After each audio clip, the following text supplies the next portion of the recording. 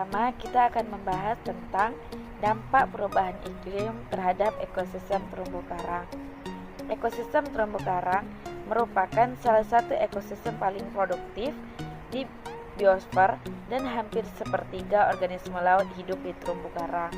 Oleh karena itu, ancaman terhadap ekosistem terumbu karang akan berdampak pula pada biodiversitas di ekosistem tersebut. Terumbu karang sangat rentan terhadap perubahan suhu air karena dapat memicu terjadinya kematian karang atau coral bleaching.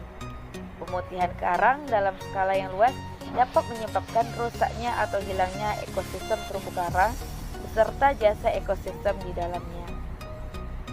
Dari aspek fisik, terumbu karang memberikan perlindungan garis pantai dari abrasi dan melindungi pertumbuhan hutan mangrove serta lamun. Dari aspek biotik, terumbu karang merupakan habitat bagi hampir sepertiga makhluk hidup di laut. Dari aspek informasi, terumbu karang dapat memberikan informasi mengenai pencemaran laut dan catatan data iklim biosfer di masa lampau.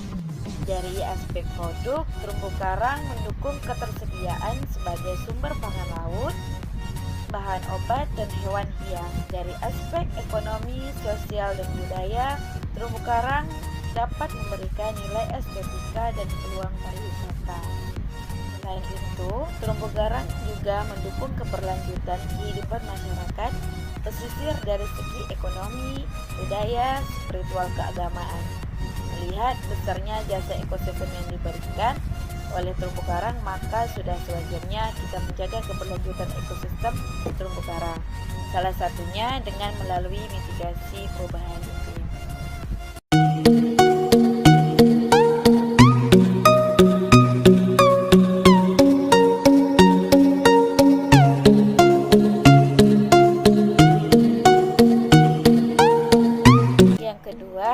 Dampak perubahan iklim terhadap ekosistem mangrove. Mangrove merupakan tumbuhan berkayu yang tumbuh di daerah pertemuan antara darat dan laut atau pesisir, khususnya di wilayah tropis dan subtropis. Ekosistem mangrove dicirikan dengan kondisi lingkungan yang sangat dinamis, seperti dinamika suhu, sedimentasi, dan arus pasang surut. Sebagai ekosistem pesisir, ekosistem mangrove sangat rentan terhadap kenaikan tinggi permukaan air laut. Kenaikan tinggi muka air laut menyebabkan terjadinya erosi sedimen dan penggenangan. Peningkatan tinggi muka air laut berpotensi menghilangkan habitat makhluk hidup di wilayah pasang surut atau intertidal, seperti ekosistem mangrove. Hilangnya ekosistem mangrove akan berdampak pada hilangnya biodiversitas di wilayah tersebut, sehingga pada akhirnya akan menghilangkan pula jasa lingkungan yang ada di dalamnya.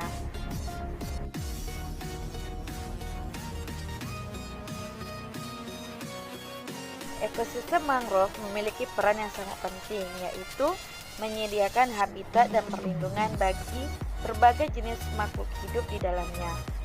Sistem prakara mangrove mampu memberikan kestabilan di wilayah pasang surut sehingga wilayah tersebut relatif tenang dan dapat menjadi substrat bagi makhluk hidup seperti tunicate, spong, alga, dan bivalvia.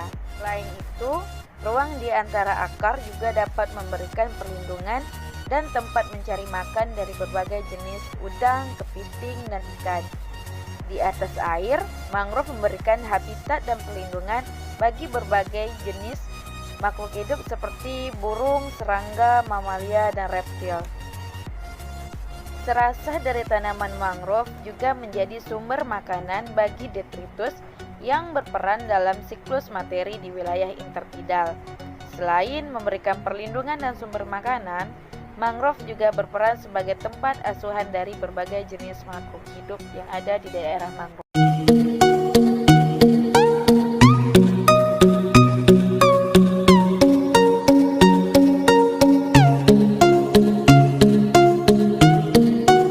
Ketiga, dampak perubahan iklim terhadap ekosistem lamun.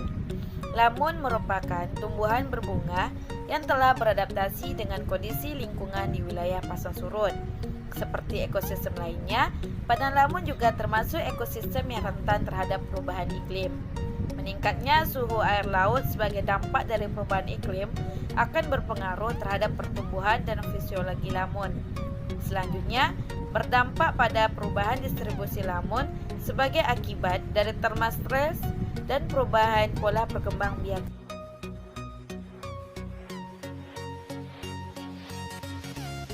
Ekosistem lamun memiliki fungsi ekologis yang sangat penting di wilayah pesisir. Ekosistem lamun berperan dalam produksi dan ekspor bahan organik, siklus nutrien, menstabilkan sedimen, meningkatkan biodiversitas, dan transfer tropik ke berbagai ekosistem di sekitarnya.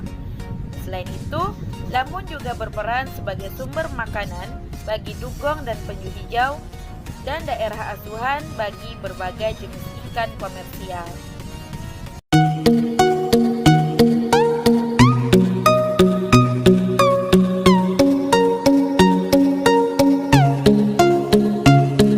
Yang keempat, dampak perubahan iklim terhadap produksi perikanan. Meningkatnya suhu perairan untuk kembali ke suhu semula telah menyebabkan distribusi ikan bergeser sekitar 10 hingga 100 km. Perubahan tersebut berpengaruh terhadap struktur komunitas, fenologi, dan pengurangan ukuran tubuh ikan. Dampak selanjutnya akan menyebabkan berkurangnya tangkapan ikan.